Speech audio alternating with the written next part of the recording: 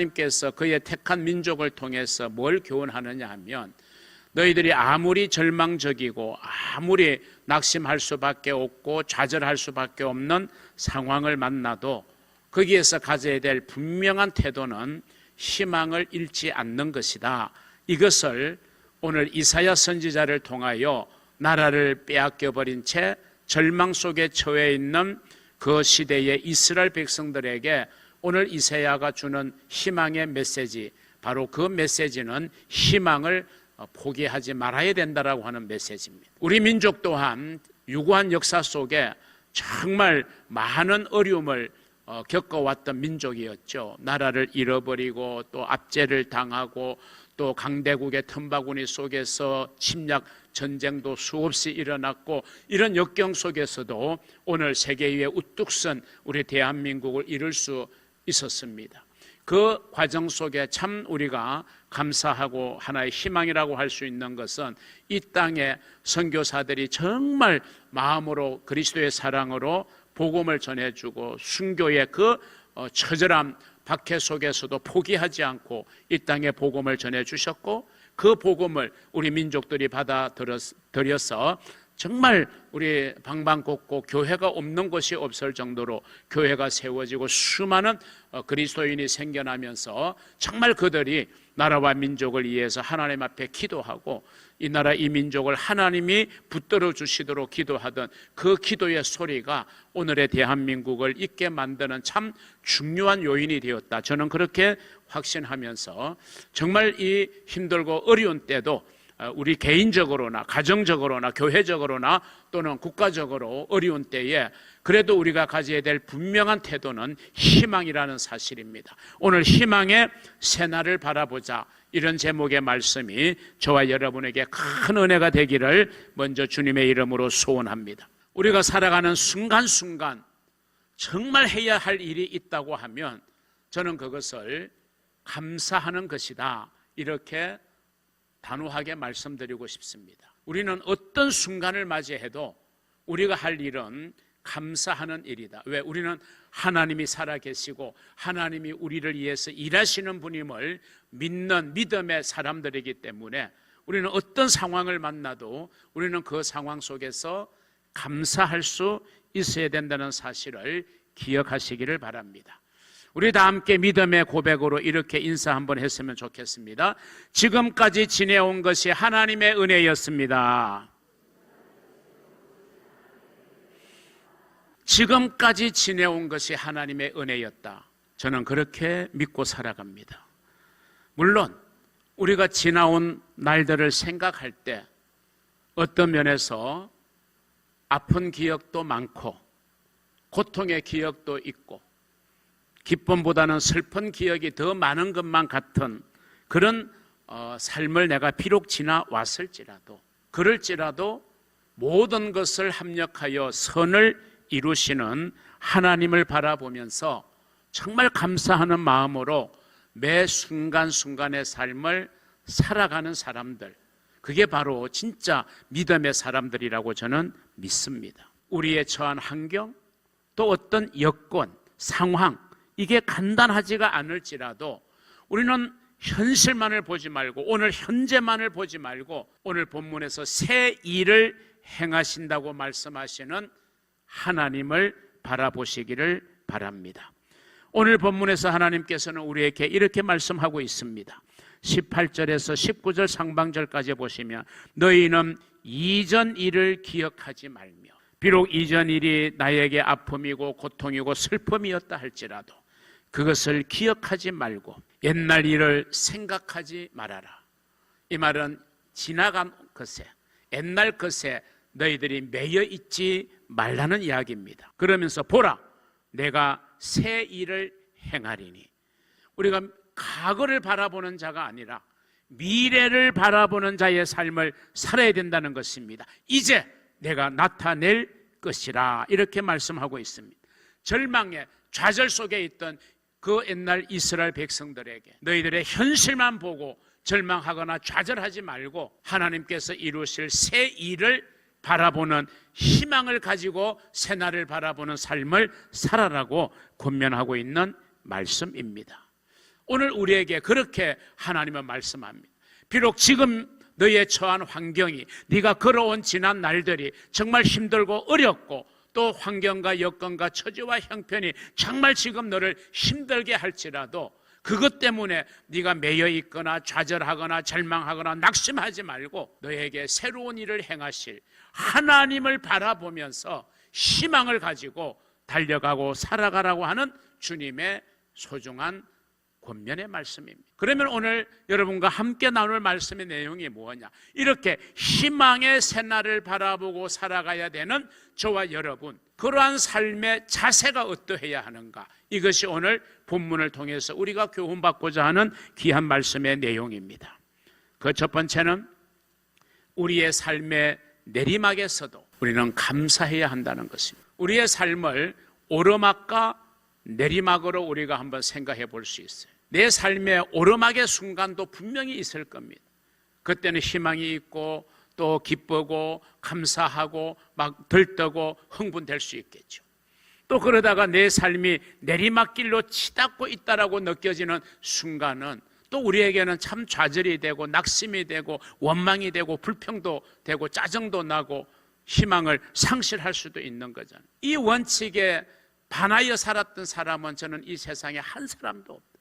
어느 누구라도 삶의 오르막길이 있는가 하면 삶의 내리막도 분명히 있었다는 사람. 우리가 아무리 존경하고 우러러 볼 수 있는 성공자라고 초항을 받는 사람도 그 삶을 정확하게 들여다보면 삶의 내리막이 수도 없이 있었다는 거예요. 그 무엇이 오늘의 그 사람을 있게 만들었냐?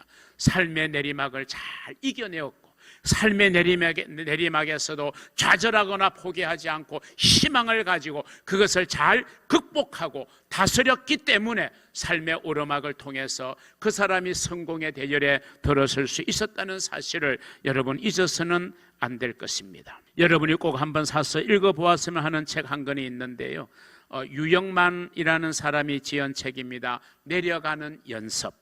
이 내려가는 연습이라는 책에서 저는 많은 도전을 받았는데요, 거기에 보면 이런 글귀가 나와요. 성공에는 오르막길만 있는 것이 아니다. 성공한 사람들의 이면에는 무수한 내리막길의 교훈이 담겨 있다. 성공한 사람들은 내리막과 오르막을 계속 반복하는 삶을 살았음을 우리는 생각해야 돼요. 성경에서 또는 교회의 역사 속에서 나타난 수많은 믿음의 인물들도 역시 마찬가지입니다. 그렇기 때문에 오늘 믿음을 가지고 살아가는 저와 여러분들도 비록 지금 내가 내리막을 내려간다 할지라도 우리는 낙심하거나 좌절하지 말아야 합니다. 반드시 우리에게 오르막을 오르게 하실 하나님을 바라보며 믿음의 걸음을 걸어가는 저와 여러분이 되기를 주님의 이름으로 축원합니다. 우리에게 인간의 몸을 입고 오신 예수 그리스도, 그분은 본래 하나님과 동등하신 분입니다. 그런데 그분은 자기를 낮추어 가지고 인간의 몸을 입으시고 높고 높은 하늘에서 낮고 천한 이 땅에 내려오셨습니다. 거기에서 종의 형체를 가지셨고 십자가에 죽기까지 낮아질 대로 낮아지신 것이 바로 우리 예수 그리스도의 생애 아닙니까? 낮아질 대로 낮아진 것, 우리의 삶으로 말하면 더 이상 내려갈 길이 없는 인생의 최저의 내리막길을 걸으신 예수 그리스도 안에 있습니다. 그런데 여러분, 예수의 최저의 내리막길이 예수의 마지막이 아니라 그를 부활하게 하시고 성천하게 하신 하나님께서 이제는 모든 사람의 무릎을 예수의 이름 앞에 꿇게 하시는 우리 하나님의 역사를 우리는 기억하게 되는 것입니다. 그렇기 때문에 우리는 그런 하나님 안에서 어떤 상황 속에 우리가 처해도 우리는 진정한 소망과 용기를 가질 수 있을 거라고 믿습니다. 그러므로 우리가 가져야 될 자세는 선택의 여지가 없습니다. 내가 비록 삶의 내리막에 지금 처해 있다 할지라도 오직 우리는 감사밖에는 우리가 취할 태도가 없음을 여러분 믿으시기를 바랍니다. 이게 어렵죠? 쉽지 않죠. 그러나 성경은 말합니다. 범사에 감사하라. 이것이 너희를 향하신 하나님의 뜻이다. 범사에 감사해야 되는 겁니다. 비록 내가 낮은 자리에 떨어져도 내가 인생의 내리막길을 걸어가고 있는 상황이라 할지라도 하나님이 우리에게 원하시는 것은 원망이나 불평의 모습이 아니라 감사의 모습인 것입니다. 왜냐하면 능력은 불평에서 나오는 게 아니라 감사의 능력이 있습니다. 소망이 원망하고 불평한다고 소망이 생겨나는 게 아니라 감사할 때에 소망이 생겨나게 되는 것입니다. 원망과 불평은 문을 닫아버리게 만들지만 감사하는 곳에 문이 열리는 역사가 있게 되는 줄로 믿으시기를 바랍니다. 감사는 어둠의 권세, 어둠의 세력을 물리치는 권세가 있는 줄로 믿으시기를 바랍니다. 그렇기 때문에 믿음의 사람들, 하나님의 자녀된 저와 여러분은 언제나 감사하는 자로 살아가는 그런 성도가 되어져야 할 것입니다. 하나님은 저와 여러분의 입에서 나오는 말에 귀를 쫑긋 세우시고 기울여 주시는 분이십니다. 그래서 민수기 14장 28절은 이렇게 말씀합니다. 그들에게 이르기를 여호와의 말씀에 내 삶을 두고 맹세하노라. 너희 말이 내 귀에 들린 대로, 너희가 원망하고 불평하느냐, 그 말이 내 귀에 그대로 들리지 않느냐.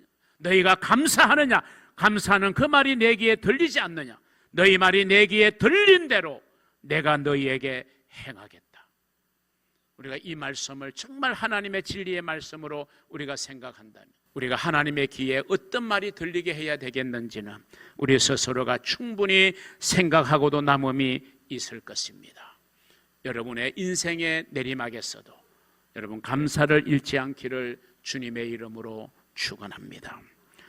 두 번째, 새날을 바라보는 사람의 삶의 자세, 과거에 얽매이지 말아야 한다라고 하는 것입니다.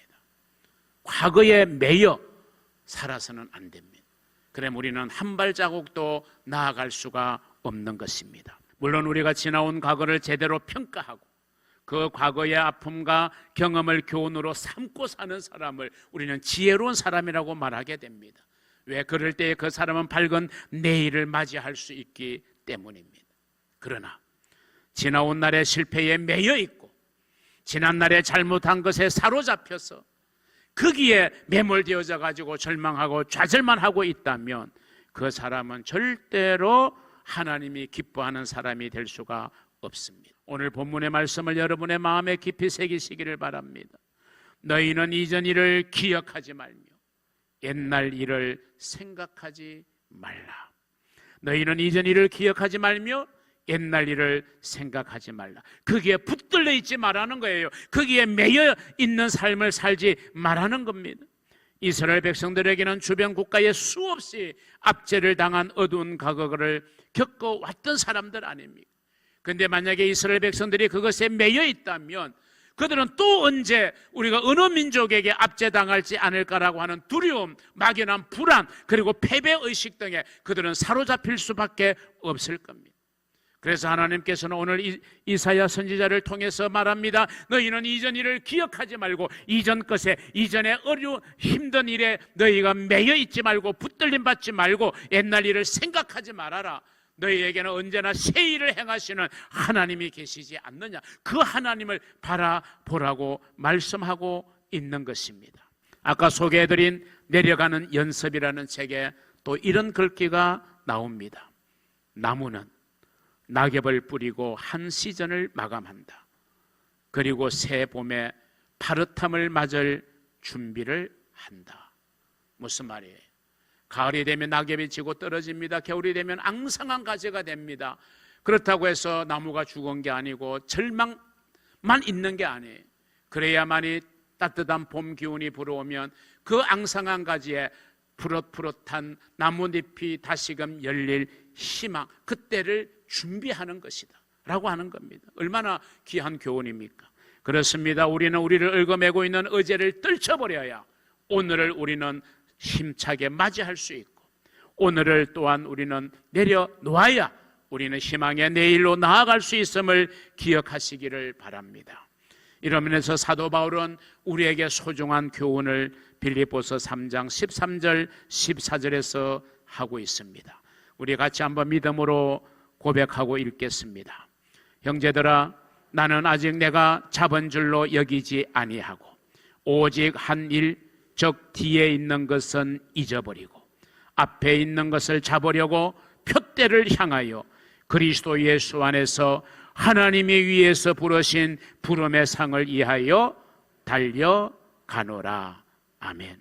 우리는 어제에 매여서 내일을 향하여 달려가지 못하는 자가 아니라 우리는 어제의 일을 가감하게 떨쳐버리고 표대를 향하여 하나님이 우리에게 주실 상급, 하나님이 우리를 위하여 이루실 그 희망의 미래를 바라보면서 오늘도 우리는 힘차게 달려가는 이 바울의 고백의 말씀이 새날을 바라보는 여러분의 고백이 되기를 주님의 이름으로 축복합니다. 희망의 새날을 바라보는 사람의 마지막 세 번째 자세가 있습니다. 새 일을 행하실 하나님을 막연하게 기다리는 게 아니라 그 하나님께 매여 달려 기도해야 하는 것입니다. 하나님께서는 분명히 우리에게 새 일을 행하신다고 오늘 본문에서 말씀하고 있습니다. 하나님이 행하실 새 일을 오늘 본문에 보면 이렇게 묘사하고 있습니다. 내가 광야에 물을 내고 사막에 강들을 내겠다. 여러분, 광야가 물을 쉽게 낼 수 있는 곳이 아니잖아요. 여러분, 사막에 강들을 낼 수 있는 일이 아니잖아요. 그런데 하나님께는 불가능한 일이 없는 거예요. 내가 생각할 때는 안 될 것 같지만 하나님이 작정하시고 하나님이 역사하시면 되어지는 줄로 믿으시기를 바랍니다. 그래서 광야에 물을 낼 수 있고 사막에 강들을 내어서 하나님의 백성으로 택함을 받은 너희로 마시게 할 것이라, 이렇게 우리에게 오늘 본문은 약속하고 있습니다. 그래서 우리는 이런 놀라운 기적을 체험할 때 그들로 하여금 하나님을 찬송하게 할 것이라는 것으로 오늘 본문의 말씀은 맞춰지고 있습니다. 이것이 얼마나 우리에게 엄청난 소망을 주는 말씀입니다. 저와 여러분은 확신하시기를 바랍니다.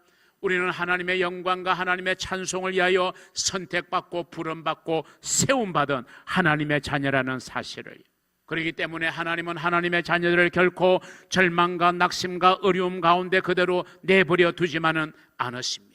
절망 가운데 살아가도록 그렇게 우리를 내버려 두지 않으십니다. 하나님은 그 속에서도 우리를 위하여 일하시고 우리를 도우시고 우리를 중보하시는 분인 줄로 믿으시기를 바랍니다. 그렇기 때문에 우리가 할 일은 어떤 상황 속에서도 우리가 그런 하나님을 바라보며 기도하는 성도들이 되어야 할 것입니다. 우리는 결코 실패나 좌절이나 패배의식에 사로잡히지 말고 새 일을 행하실 하나님을 기대하며 매일매일 기도의 자리로 나와야 할 것입니다. 너는 내게 부르짖어라. 내가 내게 응답하겠고 네가 알지 못하는 크고 비밀한 일을 너에게 보여줄 것이라고 말씀하고 있지 않습니까? 빌립보서 4장 6절로 7절에서 바울은 이렇게 말합니다. 여러분이 아무것도 염려하지 말고 다만 모든 일에 기도와 간구로 너희 구할 것을 감사함으로 하나님께 아뢰라. 여러분, 우리가 살아가는 삶의 순간순간마다 해야 될 일이 감사라는 말씀을 제가 서두에 드렸습니다.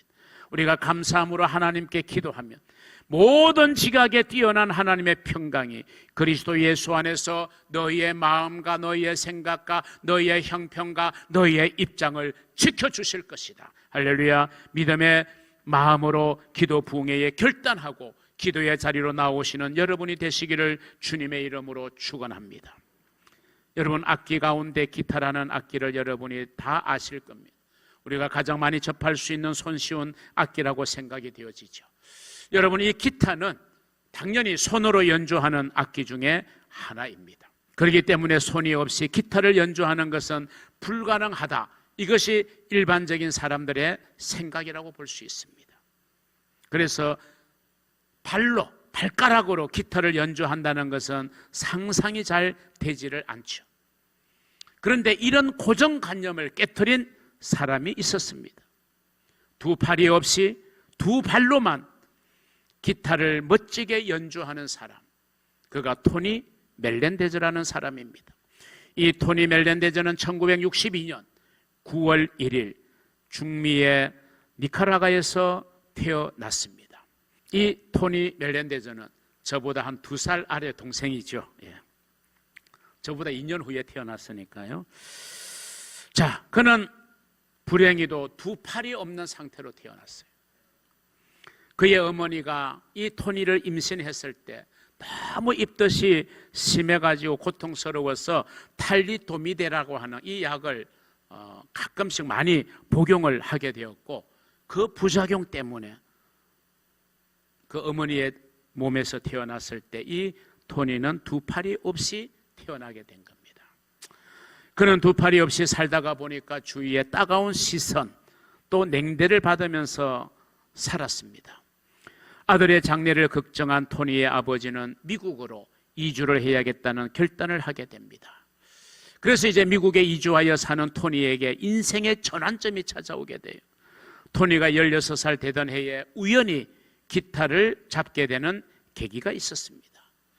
그는 이내 기타에 빠져들게 되면서 기타를 통해서 그는 희망을 가졌습니다.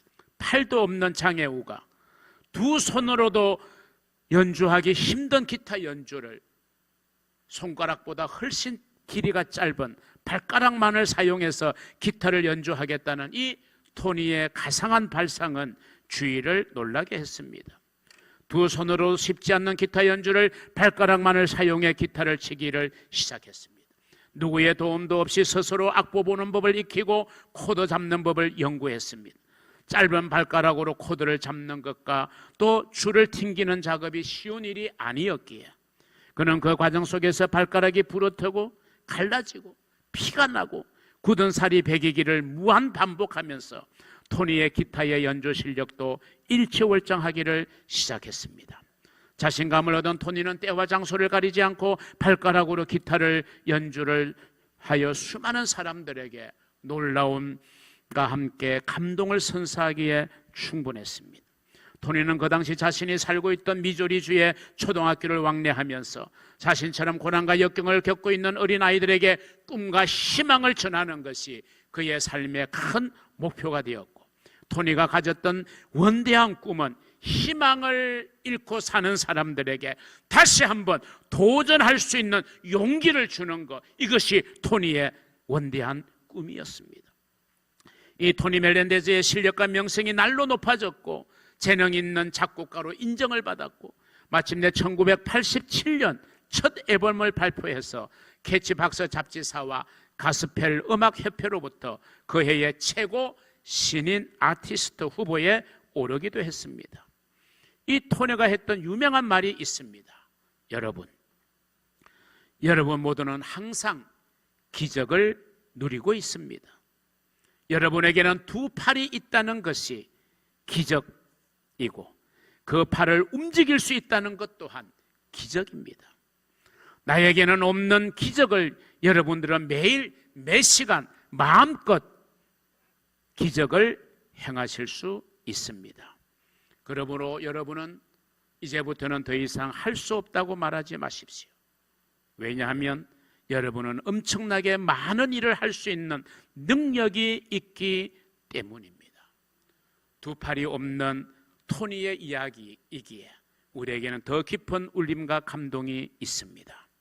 토니는 두 팔이 없이 장애로 태어난 것에 대해서 원망하거나 좌절한 채 살지 않았습니다. 그는 주어지는 환경에서 최선을 다했고 하나님 앞에 기도할 때마다 그 자신에게 주어진 것에 감사하면서 있는 것에 충실하였고 자신의 꿈을 성취하기 위해서 엄청난 피와 땀과 눈물을 그는 흘려야 했습니다. 사랑하는 성도 여러분, 두 팔이 없는 토니도 절대로 절망하지 않고 이렇게 희망을 가지고 수많은 희망을 잃은 사람들에게 도전을 주고 있는 그런 의미 있는 인생을 살고 있을진데, 비록 저와 여러분이 어떤 순간 어떤 환경을 맞이해도 우리도 좌절하지 않고 희망의 새날을 바라보면서 오늘도 하나님이 주시는 힘과 능력 안에서 힘차게 믿음으로 달려가시는 저와 여러분이 되기를 주님의 이름으로 축원합니다.